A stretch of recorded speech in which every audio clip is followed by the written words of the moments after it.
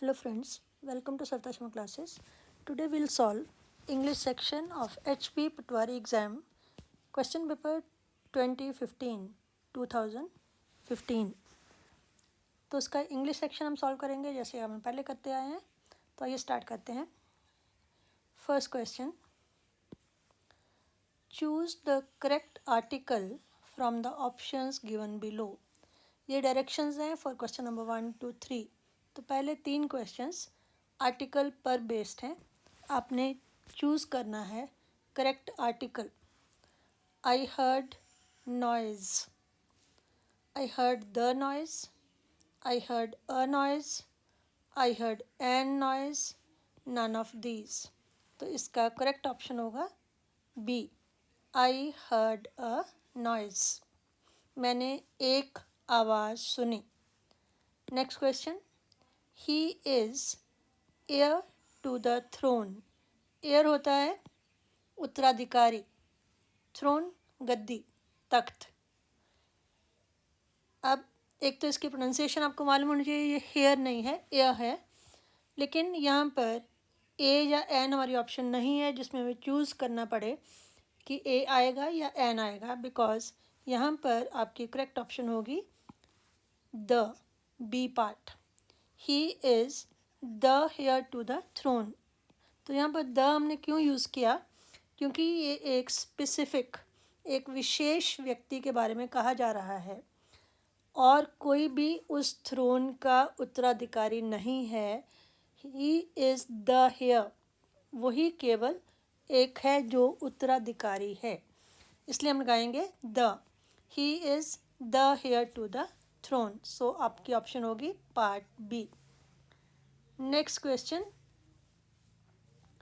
This is just thing I wanted. ये वही वस्तु है जो मुझे चाहिए थी। तो किसी पर्टिकुलर वस्तु की बात की जा रही है, किसी खास वस्तु की बात की जा रही है, तो यहाँ पर भी आएगा the. So option A is your answer. This is just the thing I wanted. तो इस तरह से पहले 3 क्वेश्चन आपके बेस्ड हैं आर्टिकल पर। नेक्स्ट 5 क्वेश्चंस के लिए आपकी डायरेक्शंस हैं, fill in the blanks with appropriate words. We eat that we live, we might live, we could live, we would live, we may live. Might, could, would, ये सारे के सारे past tense के words हैं ये चारों options आपकी modal verbs की एग्जांपल्स, लेकिन पहले 3 जो हैं वो पास्ट में हैं। हम खाते हैं ताकि हम जिंदा रह सकें।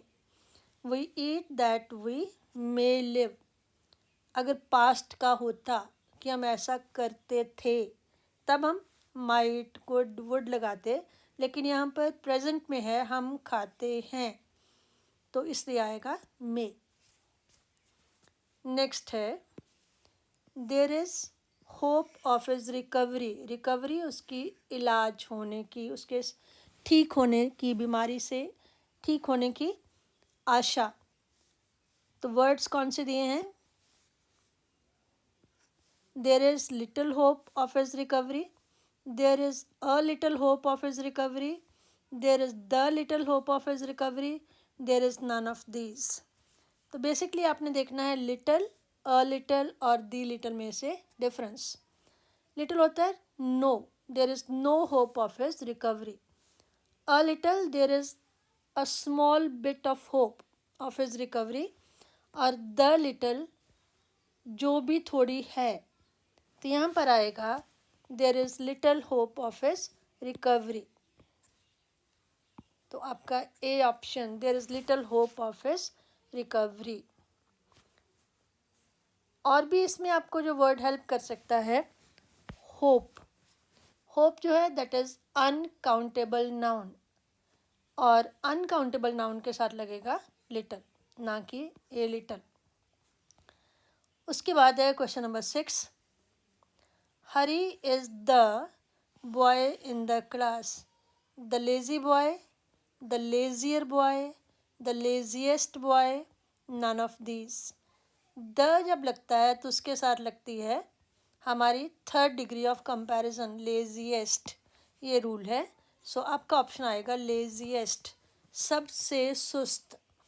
यहाँ पर आपकी हेल्प कर रहा है द के साथ लेजी नहीं आएगा, लेजियर नहीं आएगा, उसमें आएगा superlative degree of comparison. Harry is the laziest boy in the class. Next है a policeman rescued the child danger. Rescue बचाना, एक पुलिस वाले ने बच्चे को खतरे से बचाया, से फ्रॉम, तो इसमें आंसर आपका आएगा फ्रॉम।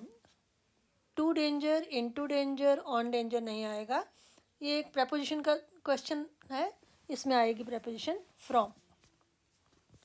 नेक्स्ट है he to play cricket before his marriage. अपनी मैरिज से पहले वो क्रिकेट खेला करता था, तो उसके लिए वर्ड आता है यूज्ड टू। यूज्ड टू किया करता था, ही यूज्ड टू, सो आपका आंसर आएगा ए। इज़ नहीं आएगा क्योंकि बिफोर मैरिज पास्ट की बात है। ही वॉज यूज्ड भी नहीं आएगा, ही हैड यूज्ड भी नहीं आएगा, क्योंकि हमारे लिए वर्ड चाहिए यूज्ड टू। वो खेलता था या खेला करता था, play cricket, he used to play cricket before his marriage. Next है डायरेक्शंस, क्वेश्चन नंबर 9 एंड 10। 9 और 10 नंबर क्वेश्चन के लिए डायरेक्शन या निर्देश।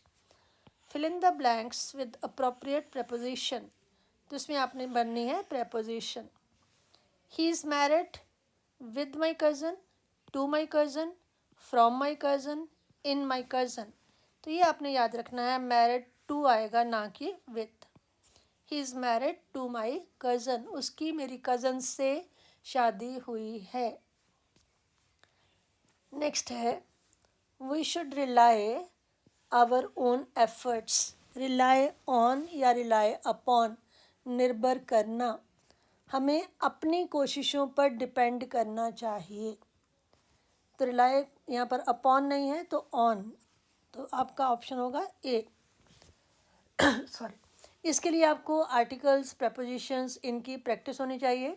तो जैसे मैं पहले भी बताती हूँ, मेरे वीडियोस बने हुए हैं आर्टिकल्स पर भी, प्रपोजिशंस पर भी, उसकी प्लेलिस्ट है competitive English for competitive exams, उसका लिंक आपको डिस्क्रिप्शन बॉक्स में मिल जाएगा, वहाँ से आप प्रैक्टिस कर सकते हैं। नेक्स्ट है directions, fill in the blanks with appropriate verb from the options given below. Verb की correct form of the verb, ये वाली वीडियोस भी आपको उसी प्लेलिस्ट में मिल जाएंगी। अभी देखते हैं क्वेश्चन कौन सा है। The earth round the sun, the earth move round the sun, was moving round the sun, moves round the sun और मूव्ड राउंड द सन। धरती सूर्य के गिर्द घूमती है, घूमती है, ता ते ती, तो यहाँ पर प्रेजेंट इंडेफिनिट टेंस है, इसलिए आपका आंसर होगा मूव्स, क्योंकि मूव्ड या वॉज मूविंग पास्ट वाले हो गए। प्रेजेंट में मूव आएगा या मूव्स आएगा, ये डिपेंड करेगा आपके सब्जेक्ट पर। द अर्थ जो है वो सिंगुलर है, इसलिए मूव के साथ एस लगेगा, तो आपका आंसर हुआ part C, the earth moves round the sun. Next है वी इंग्लिश फॉर 5 years।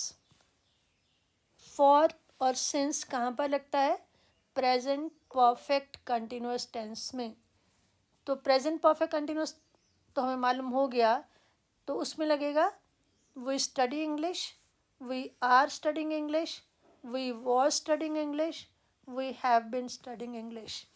तो अगर आपको प्रेजेंट परफेक्ट कंटिन्यूस टेंस के बारे में नॉलेज है तो आपको मालूम होगा कि इसका आंसर होना चाहिए part D, we have been studying English for 5 years, क्योंकि प्रेजेंट परफेक्ट कंटिन्यूस टेंस में हैज़ बिन या हैव बिन आता है और वर्ब की फर्स्ट फॉर्म के साथ आईएनजी यूज़ होता है।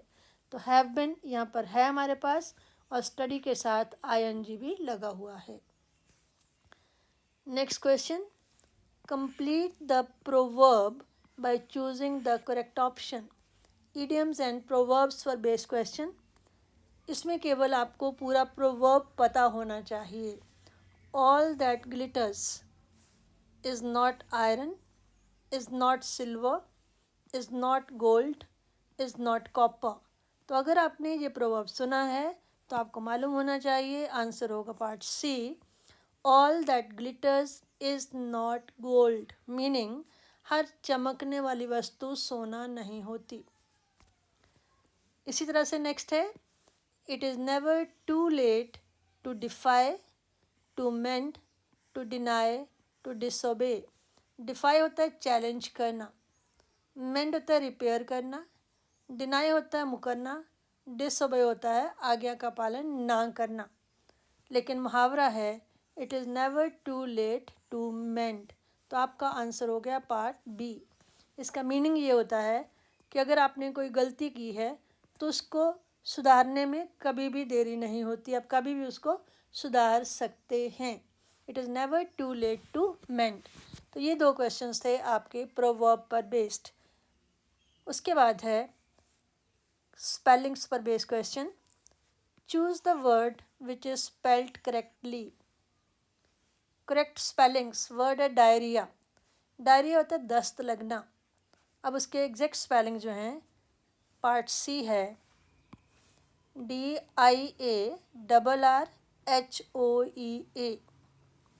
कई बार ओ नहीं भी लगाते हैं आजकल, लेकिन इन चारों ऑप्शंस में आपका सी पार्ट जो है दैट इज़ करेक्ट. ओरिजिनली जब पुराने टाइम में यही स्पेलिंग यूज़ होते थे, आजकल भी होते हैं, लेकिन आजकल मैंने जैसे बताया कि कई बार ओ मिस भी कर दिया जाता है. लेकिन यहाँ पर ऐसा भी कोई वर्ड नहीं है जिसमें DIARRH हो और EA हो. तो C part is your answer. Next word है एडिक्शन. एडिक्शन होता है किसी चीज़ की आदत हो जाना, जैसे नशे का आदी होना. तो एडिक्शन के करेक्ट स्पेलिंग्स हैं part D ADDICTION. Next word है कॉन्फिडेंशियल. कॉन्फिडेंशियल के करेक्ट स्पेलिंग्स हैं पार्ट सी CONFIDENTIAL. तो ये तीन क्वेश्चंस हैं स्पेलिंग्स पर बेस्ड. तो इसके लिए भी मेरी एक प्लेलिस्ट है वोकेबलरी फॉर कॉम्पिटिटिव एग्ज़ाम्स. तो मैं उसका भी लिंक आपको डिस्क्रिप्शन बॉक्स में दे दूँगी, तो आप वहाँ से भी प्रैक्टिस कर सकते हैं. आगे है choose the word which is opposite in meaning to the word given below, that is antonym. विपरीतार्थक शब्द, विरोधी शब्द जिसका अर्थ उसके ऑपोजिट हो. वर्ड है फ्लेक्सिबल. फ्लेक्सिबल होता है लचीला. सॉफ्ट भी लगभग उसी लेवल का है. मेलो भी सॉफ्ट होता है, प्लेजेंट होता है. रॉ होता है कच्चा. लेकिन हमारा ऑपोजिट वर्ड है रिजिड. रिजिड होता है जो फ्लेक्सिबल नहीं है. जैसे किसी के व्यूज़ रिजिड हैं, वो अपने व्यूज़ से टस से मस नहीं होता. फ्लेक्सिबल और रिजिड. फ्लेक्सिबल होता है जो थोड़ी बहुत इधर उधर कर लेता है, बात मान लेता है. तो फ्लेक्सिबल का ऑपोजिट वर्ड है रिजिड. नेक्स्ट है एग्जिट. एग्जिट होता है बाहर का रास्ता. तो अंदर आने का रास्ता एंट्रेंस. तो आपका सी पार्ट जो है वो आंसर होना चाहिए. विड्रॉल होता है पीछे हटना. इनहेल होता है सांस को अंदर खींचना. ओपनिंग आपको पता है ओपन करना, लेकिन एग्जिट का ऑपोजिट होगा एंट्रेंस. ये थे दो क्वेश्चंस विलोम शब्द पर बेस्ड. विपरीतार्थक शब्द antonym, those words which are opposite in meaning. अब है सिनोनिम. सिनोनिम होते हैं समानार्थक शब्द जिनका मीनिंग सेम हो, सिमिलर हो. Choose the word which is similar in meaning to the word given below, जिसका मीनिंग इस वर्ड जैसा है. वर्ड है कन्फेस. कन्फेस होता है स्वीकार करना. डिनाई होता है मुकरना. रिफ्यूज़ होता है इनकार करना. इम्पीड होता है किसी को आगे बढ़ने से रोकना, रुकावट डालना. लेकिन कन्फेस होता है एडमिट करना. कन्फेस भी स्वीकार करना, एडमिट भी स्वीकार करना। तो इसका सिनोनिम होगा यहाँ पर एडमिट। नेक्स्ट वर्ड है सफिशिएंट। सफिशिएंट होता है पर्याप्त, डेफिशिएंट होता है जो पर्याप्त नहीं है, इसका ऑपोजिट है इनफ काफ़ी, इनएडिक्वेट जो सफिशिएंट नहीं है, एम्बैरेसिंग होता है जो शर्मिंदा करने वाली कोई भी बात, लेकिन सफिशिएंट का मीनिंग होता है इनफ। तो यहाँ पर आंसर आपका आ गया पार्ट बी। तो एंटोनिम पर बेस्ड क्वेश्चन, सिनोनिम पर based questions, idioms and phrases पर बेस्ड क्वेश्चंस, आपके आर्टिकल्स और प्रेपोजिशंस पर बेस्ड, और correct form of the verb. आगे देखते हैं क्या है। Join the sentence by adding the option given below. Join करना, तो ये है कंजंक्शन, कंजंक्शंस पर based question. She must weep, she will die, इन दोनों सेंटेंसेस को हमने एक सेंटेंस बनाना है इनमें से कोई वर्ड लगाकर। She must weep and she will die, she must weep but she will die, she must weep और she will die, she must weep so she will die. उसे ज़रूर रोना चाहिए या फिर वो मर जाएगी। एंड नहीं आएगा, बट भी नहीं आएगा। बट होता है कंट्रास्ट के लिए, सो होता है रिजल्ट के लिए, फलस्वरूप, लेकिन यहाँ पर आपका आंसर होगा और। शी मस्ट वीप और शी विल डाई। इसी तरह से नेक्स्ट है आई नो द मैन, मैं आदमी को जानता हूँ। स्टोल द बाइसिकल, साइकिल चुराई, मैं आदमी को जानता हूँ जिसने साइकिल चुराई। व्हाट का मीनिंग क्या, विच और हु में से पहले हुम देख लेते हैं। हुम होता है किसको, आदमी किसको साइकिल चुराई, आदमी क्या साइकिल चुराई, ये दोनों तो नहीं होंगे। अब हमारे पास बचे विच और हु। तो यहाँ पर आपको मालूम होना चाहिए कि जब लिविंग वस्तु की बात हो रही होती है, लिविंग की बात है, तब हम लगाते हैं हु। पर्सन के लिए लगाते हैं हु और वस्तु के लिए लगाते हैं विच। तो यहाँ पर मैन है तो मैन के साथ लगेगा who. I know the man who stole the bicycle, मैं उस व्यक्ति को जानता हूँ जिसने साइकिल चुराई। तो ये दो क्वेश्चन थे कंजंक्शन बेस्ड। आगे है choose the correct meaning of the following idioms from the options given below. idioms पर बेस्ड पहले भी था, लेकिन उसमें था कि आपको प्रोवर्ब को कंप्लीट करना था। अब है आपको idiom पूरा दिया है, उसका मीनिंग क्या है। द अप्स एंड डाउन्स, उतार चढ़ाव। The happy times, the sad times, happy and sad times, ecstatic moment. Ecstatic moments होती हैं मोमेंट्स ऑफ एक्सट्रीम जॉय, जब आप बहुत ज़्यादा प्रसन्न होते हैं उनको हम बोलते हैं द एक्सटैटिक मोमेंट्स। खुशी के समय, उदासी के समय, खुशी और उदासी का समय, और एक्सटैटिक मोमेंट्स। तो अप्स एंड डाउन्स होते हैं जीवन के उतार चढ़ाव। उतार होते हैं जब सैड होते हैं, चढ़ाव होते हैं जब हम हैप्पी होते हैं।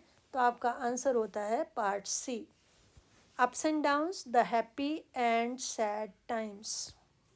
और लास्ट क्वेश्चन इस क्वेश्चन पेपर का, इंग्लिश सेक्शन का, to move heaven and earth, ज़मीन आसमान एक कर देना।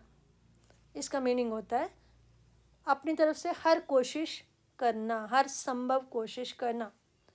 तो इसका मीनिंग होगा part C, to try everything possible, जो भी पॉसिबल हो उसको कोशिश करना। To move heaven and earth.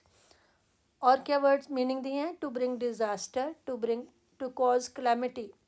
Disaster और क्लैमिटी होती है आपदा, आपदा लाना या आपदा का कारण बनना। टू क्राई एंड शाउट, रोना चिल्लाना। लेकिन to move heaven and earth का मीनिंग जैसे मैंने बताया कि हर संभव प्रयास करना, टू ट्राई एवरीथिंग पॉसिबल। तो ये पेपर इतना मुश्किल भी नहीं है अगर आपको articles, prepositions, synonyms, antonyms, spellings और ईडियम्स एंड प्रोवर्ब्स आते हों और थोड़ी टेंसेस की नॉलेज हो। तो आई होप इस वीडियो से आपको कुछ हेल्प मिलेगी। और अगर आप सीरियसली मेरी वीडियोस को देखते हैं और आपको लगता है कि कोई टॉपिक आप मेरे से करवाना चाहते हैं तो you may right in the comment box. अगर मेरी वीडियो पसंद आए इसे लाइक करें और अपने फ्रेंड सर्कल में शेयर करें। Thank you.